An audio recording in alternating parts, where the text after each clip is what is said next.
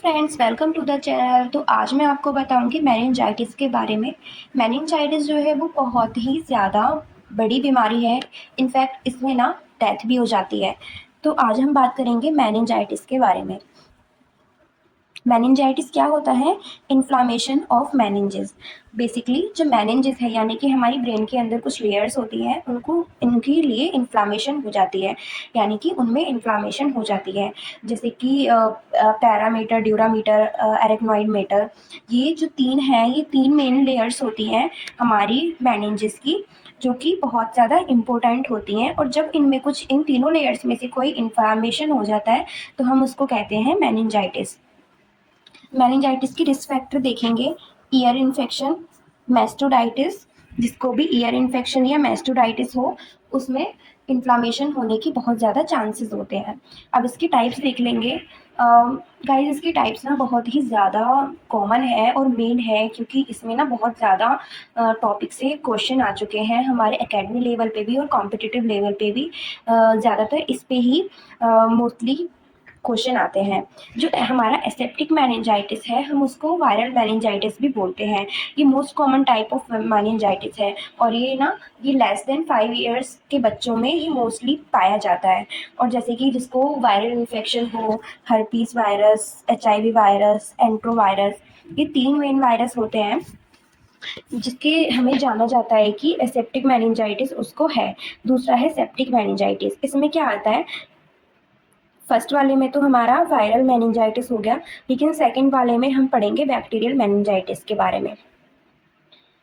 अब इन्फेक्शन है तो ये किसी को भी हो सकता है, यानी कि न्यूनेट, चाइल्ड और एडल्ट, हमने इनकी कैटेगराइज कर रखी है। और जो इनके ये पॉजिटिव एजेंट है ये बहुत ज़्यादा इम्पोर्टेंट है। जो जहाँ जहाँ पे मैंने इम्पोर्टेंट या येलो मार्कर से मार्क किया हुआ है, आप लोग समझ जाइएगा कि ये बहुत ज़्यादा इम्पोर्टेंट है। सबसे पहला हम पढ़ेंगे नियोनेट। नियोनेट में क्या है? Positive agent group B, streptococcus. ये नियोनेट के लिए है। आप सबको पता होगा कि नियोनेट कौन होता है। 0 से लेकर 28 डेज तक जो जितने भी हमारे बच्चे होते हैं पैदा होने के बाद, बर्थ के बाद अपनी 28 डेज तक हमारा क्या होता है? Neonatal period. यानी कि नियोनेटल पीरियड में जो भी हमारा पॉजिटिव एजेंट होगा वो होगा ग्रुप बी, स्ट्रेप्टोकोकस। चाइल्ड में क्या होता है? नीमोकोकस। एंड सेकंड होता है हीमोफिलस इन्फ्लुएंजा। और जिन लोगों को हीमोफिलस इन्फ्लुएंजा होता है उन लोगों को अगर HIV की वैक्सीन लग जाती है, हिप वैक्सीन, तो उनमें क्या होता है? चांसेस लेस हो जाते हैं। और चाइल्ड चाइल्ड के मतलब चाइल्ड कब तक, कौन से ईयर्स तक चाइल्ड के हम बात कर रहे हैं? हम बात कर रहे हैं 6 मंथ से लेके 5 इयर्स तक के चाइल्ड को। ये ग्रुप है जिसमें कि न्यूमोकोकस और हीमोफिलस इन्फ्लुएंजा से मेनिंजाइटिस होने के बहुत ज़्यादा चांस रहते हैं। इन बच्चों में इन्हीं 2 कारणों से मेनिंजाइटिस होता है। अब हम बात करें एडल्ट की, क्योंकि एडल्ट की बात करनी बहुत ज़रूरी है, तो यहाँ पे हम बात करेंगे नाइजीरिया मेनिंजाइटिस, न्यूमोकोकस और TBA। इन सब से बहुत ज़्यादा ही फैलता है ये वायरस। तो नाइजीरिया मेनिंजाइटिस क्या है? ये एक ग्राम नेगेटिव बैक्टीरिया है और ये क्या कराता है? Epidemic meningitis. और एडल्ट्स के लिए है। एडल्ट में क्या होगा? Meningococcal meningitis. हम हेल्थ केयर प्रोवाइडर को HCP से डिनोट करते हैं, कि आपके आगे के कॉम्पिटिटिव एग्जाम के लिए काम आएगा। अब जब हम देखभाल करते हैं तो हम हमारे लिए क्या ज़रूरी है? हेल्थ केयर प्रोवाइडर के लिए सेफ्ट्रेक्सोन का लगना बहुत ज़रूरी है। और अदर फैमिली मेम्बर्स के लिए सिप्रोफ्लैक्सिसिन। ये एक दवाई है जो कि बैक्टीरिया से बचाती है। फिर है फंगल मेनिंजाइटिस। फंगल मेनिंजाइटिस किससे होता है? ये है कैंडिडा एल्बिकल्स, स्ट्रेप्टोकोकल न्यूफॉर्म्स। इसमें ड्रग ऑफ चॉइस क्या है? निपोसोमल amphotericin B.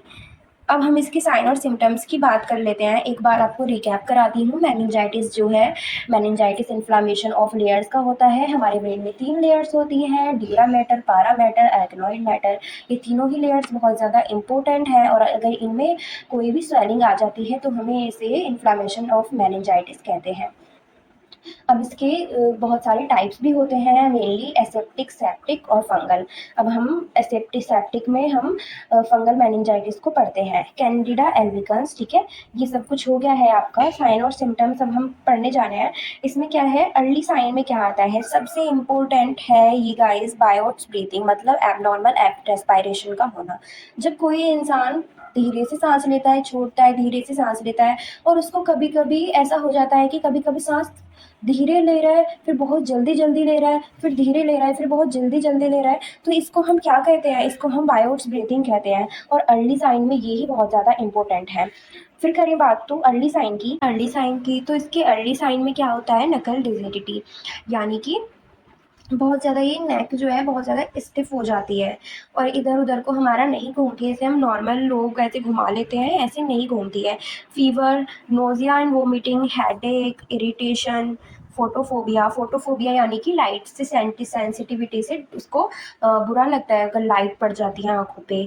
Okay, Kernig sign क्या होता है, जब हम नी को अपने एक्सटेंड करेंगे यानी कि आगे की तरफ को करेंगे तो हमें पेन होगा। बार्बिन्सकी साइन रिफ्लेक्स क्या होता है, जब कोई शार्प इंस्ट्रूमेंट हम अपने सोर ऑफ फीट पे रखेंगे तो क्या होगा, पैनिंग ऑफ टो हो जाएगा, मतलब फैनिंग हो जाएगा, फैन की तरह हो जाएगा। यहाँ पे एफ है, करेक्ट कर लीजिएगा, फैनिंग ऑफ टो। ठीक है, ब्रूजिन्सकी साइन क्या होता है, नेक फ्लेक्स, नी ऑटोमेटिकली फ्लेक्स, यानी कि हम जब अपने नेक को फ्लेक्स करेंगे तो क्या होगा, नी ऑटोमेटिकली फ्लेक्स्ड हो जाएगा। ठीक है, अब हम चलते हैं अगली स्लाइड पर। अभी क्या होगा, इसके डायग्नोसिस पर हम आते हैं। History and physical examination, MRI, blood test, इन सब से हो जाएगा, लेकिन सीएसएफ में हम एनालाइज करेंगे और लंबर पंक्चर करेंगे। क्या होगा, 15 to 20 ml मैक्सिमम लेना है, कल्चर सेंसिटिविटी। ठीक है, अब रिजल्ट में क्या आएगा, जैसे अब हमने सीएसएफ ले लिया है तो रिजल्ट में अगर प्रोटीन भी पड़ा हुआ आएगा और ग्लूकोज रिड्यूस आएगा तो क्या करेंगे, बैक्टीरिया एंड फंगल मेनिंजाइटिस होता है। देखो गाइस, अगर आप कॉम्पिटिटिव एग्जाम में बैठने जा रहे हो तो ये बहुत ही ज़्यादा ज़रूरी है कि देखना कि कहाँ ज़्यादा ये वैल्यूज़ ज़्यादा जा रही है, कहाँ कम जा रही है, क्योंकि बहुत सारे एग्जाम्स में यही पूछा गया है। ठीक है, तो ये इम्पोर्टेंट है। अब क्या होगा, वायरल इन्फेक्शन में क्या होगा, ग्लूकोज नॉर्मल होगा, प्रोटीन इंक्रीज होगा। मैनेजमेंट पे इसके आते हैं, isolate the patient, follow precautions. मतलब आइसोलेट का मतलब है कि उसको बहुत दूर रखना है, एक बंद कमरे में रखना है। बंद ऐसे नहीं कि बिल्कुल इसको बंद कर दो, आइसोलेट मतलब जहाँ उसकी सारी फैसिलिटीज प्रोवाइड कराई जाए और जहाँ पे उसको अकेला छोड़ दिया जाए, ज़्यादा कम्युनिटी ना हो किसी के बीच में। फिर हम उसको इन्वायरमेंट, काल्म इन्वायरमेंट कराना, और सॉरी मुझसे एक स्लाइड छूट गई है, follow precautions, respiratory and standard precautions. अगर किसी को मान लो मेनिंजाइटिस हुआ है और अगर आपके देखने वाला आ रहा है तो पहले तो बेसिकली हेल्थ केयर प्रोवाइडर को ही N95 मास्क पहन के जाना है। अब तो लोग तो जानते होंगे N95 मास्क क्या होता है। ये हमारा इजीली फार्माकोलॉजिकल जो स्टोर्स हैं होते हैं उन पे इजीली प्रोवाइड हो जाता है। हम इसे कोविड-19 में बहुत ही ज़्यादा यूज़ किया था। वो काम एंड डार्क इन्वायरमेंट प्रोवाइड कराना है पेशेंट को। ड्रग्स क्या हैं, बैक्टीरियल मेनिंजाइटिस के लिए एंटीबायोटिक ड्रग्स चलाएंगे हम उसके लिए। एंटीबायोटिक में भी क्या, according to culture report, vancomycin slow चलाएंगे, क्योंकि जब हम तेज तेज चलाएंगे अगर फास्ट वैंकोमाइसिन होगी तो उसे रेडमैन सिंड्रोम हो सकता है। अब एक नोट है, in neonate meningitis cause skin rash, haemorrhage, skin rash in childs. अब जो बच्चे होते हैं उनमें क्या हो जाता है, स्किन रैशेज हो जाता है। ठीक है, एक नोट इधर भी है, ये क्या है, ट्यूबरकुलर मेनिंजाइटिस फाइंडिंग्स में क्या आता है, इंक्रीज प्रोटीन, इंक्रीज लिम्फोसाइट, यानी कि लिम्फोसाइट मतलब WBC बेसिकली। फिर वायरल मेनिंजाइटिस में क्या है, एंटीवायरल मेडिकेशन चलाएंगे, एकाइलोविर। फंगल मेनिंजाइटिस में anti fungal drug, amphotericin B. Nursing management क्या होगा, अभी बहुत ज़्यादा नर्सिंग मैनेजमेंट बहुत ही ज़्यादा इंपॉर्टेंट होता है, तो हम इसे बहुत ही ज़्यादा अच्छे से पढ़ेंगे। जैसे कि मॉनिटर न्यूरोलॉजिकल स्टेटस, ऐसे sign of ICP, seizures precaution, monitor for activity, monitor for the sign of meningeal irritation, perform the cranial nerve assessment, assess peripheral vascular status, maintain isolation as necessary with the bacterial meningitis.